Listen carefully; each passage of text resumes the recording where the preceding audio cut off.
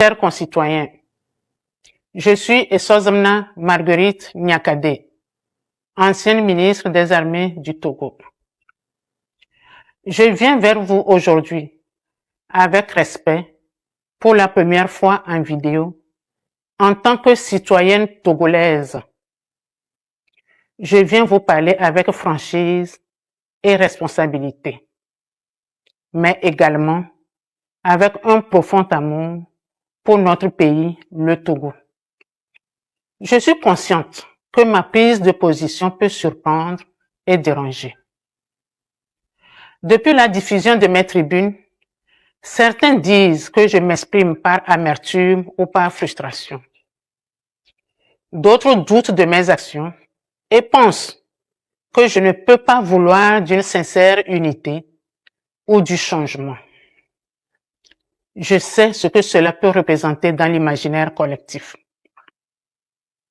À cela, je réponds, oui, j'ai des liens familiaux avec la famille Gnassingbé. Oui, mes enfants en sont issus. Cela est un fait. Mais il n'enlève rien à mon droit de m'exprimer en toute conscience sur la situation du Togo. Avant d'être lié à une famille ou à une communauté, je suis avant tout une citoyenne togolaise, lucide, qui n'accepte pas de garder le silence face à ce que subit mon pays, notre pays. Dites-moi, pourquoi devrais-je me taire au motif de mes origines ethniques, de mes liens familiaux ou parce que j'ai été ministre et sous prétexte d'avoir bénéficié du système? Non. Garder le silence face aux dérives que j'ai constatées quand j'étais dans le gouvernement serait trahir les valeurs qui me sont chères et qui constituent mes repères de vie.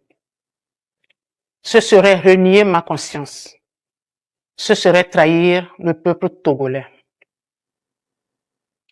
C'est donc en toute légitimité que je revendique aujourd'hui mon droit de parole et que naturellement, je me joins aux voix qui appellent au changement. Vous savez, seuls les esprits fermés refusent d'évoluer. Chères concitoyennes et chers concitoyens, le silence dans ce contexte est une faute morale. L'inaction est une complicité et il est important de ne pas laisser la peur dicter nos actions et nos choix, car c'est en surmontant nos peurs que nous pouvons réellement avancer et agir de manière plus éclairée et courageuse. Dès les premières heures de son indépendance, le Togo n'a jamais connu la paix. Pas la vraie, pas celle qui libère et qui rassemble. Le Togo est resté enfermé dans un cycle ininterrompu d'abus, de violence et de répression contre sa propre population. Des parents ont été tués pour leurs opinions, d'autres contraints à l'exil, laissant derrière eux des générations meurtries, des familles brisées et des enfants grandir dans la douleur.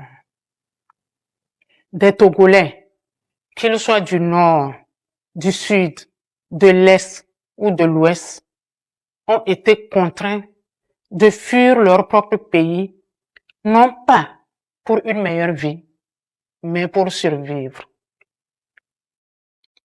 Toutefois, il n'y a pas que ceux qui sont partis. Il y a aussi ceux qui sont restés. Ceux qui vivent au Togo et qui ont appris à se taire par peur et par instinct de survie. Des citoyens emprisonnés, privés de leurs droits les plus élémentaires et de leur dignité. Nous pensons à tous les Togolais, d'ici et d'ailleurs, qui portent en eux des blessures profondes, des douleurs anciennes et des colères légitimes. Il serait difficile d'imaginer toute cette souffrance parce qu'il faut la vivre pour la comprendre. Il est temps d'arrêter toutes ces souffrances, d'assumer les erreurs du passé et de faire du Togo un pays de repentance, un pays de justice, un pays de mémoire. Ce sera le prix de la guérison et le seul chemin vers un pays de pardon et vers une paix réelle. Nous devons aussi avoir en mémoire que le problème togolais n'est pas une région. Le problème n'est pas non plus un nom de